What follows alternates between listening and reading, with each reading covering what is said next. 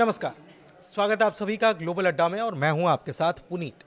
आज एक नई खबर मैं आपके सामने लेकर आया हूं। खबर क्या है?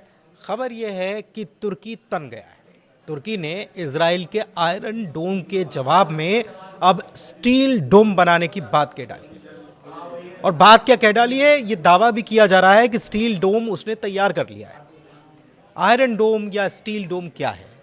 ये वायु रक्षा प्रणाली है और पाकिस्तान और तुर्की की दोस्ती और ईरान का साथ इजराइल के लिए अब नई चुनौती खड़े कर रहे हैं। और मिडिल ईस्ट की राजनीति इन दिनों काफी गर्म है। एक तरफ इजराइल, दूसरी तरफ उसके विरोधी ईरान, तुर्की और पाकिस्तान।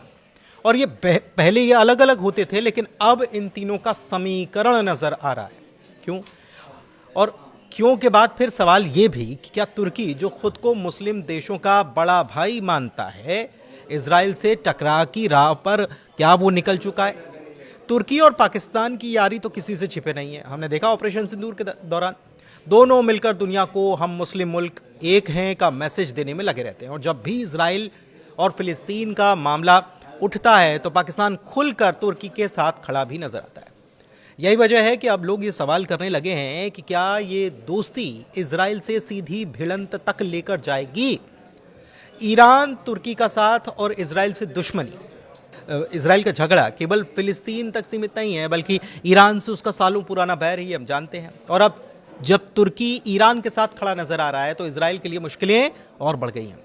ईरान और तुर्की का साथ इजराइल पर एक तरह से दो तरफा दबाव बनाने जैसा है। इजराइल का आयरन डोम बनाम तुर्की का स्टील डोम जो है वो भी एक सवाल खड़े कर रहा है। इजराइल ने अपने आयरन डोम सिस्टम के लिए पूरी दुनिया में ख्याति प्राप्त कर रखी है। यह मिसाइल डिफेंस सिस्टम है, दुश्मन के रॉकेट्स को हवा में ही उड़ा देता है।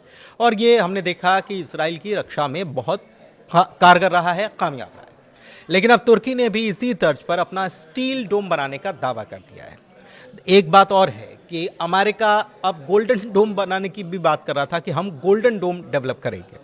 खैर, अभी तो हम बात तुर्की की कर रहे हैं और इसराइल की कर रहे हैं। तो इसराइल का आयरन डोम है और स्टील डोम बनाने का दावा कर दिया है तुर्की ने। कहा यह जा रहा है कि इजरायली आयरन डोम का ही ये जवाब है, ताकि अगर हालात बिगड़े तो इसराइल की मिसाइलें तुर्की की जमीन तक न पहुंच पाए।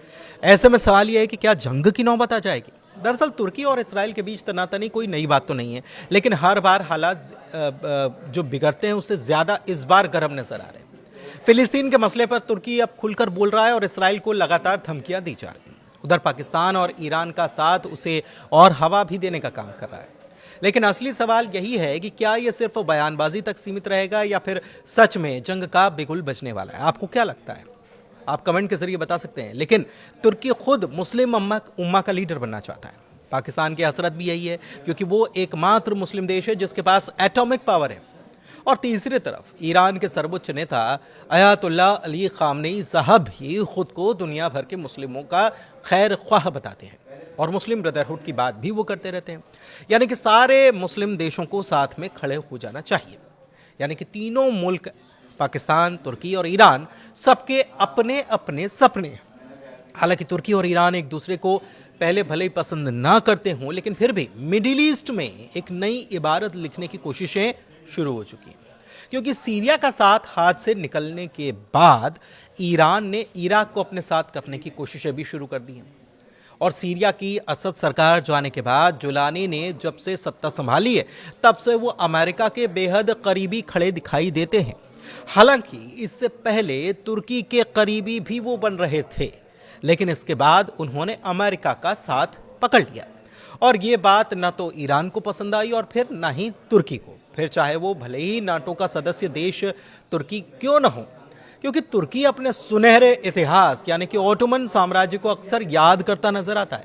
दूसरी तरफ इसराइल भी, जो कि ग्रेटर इसराइल का नक्शा एक नहीं कई बार दुनिया के सामने रख चुका है। और इस नक्शे में कई मुस्लिम देश जैसे कि जॉर्डन, इराक, मिस्र और सीरिया का भी एक बड़ा हिस्सा दिखाया जाता है। तो ऐसे में कई सारे सवाल खड़े हो रहे हैं, लेकिन एक नई इबारत लिखने की कोशिशों की हवा तो यहां तक महसूस हो रही है। आपको क्या लगता है? कमेंट के जरिए बताइएगा। फिलहाल बहुत धन्यवाद।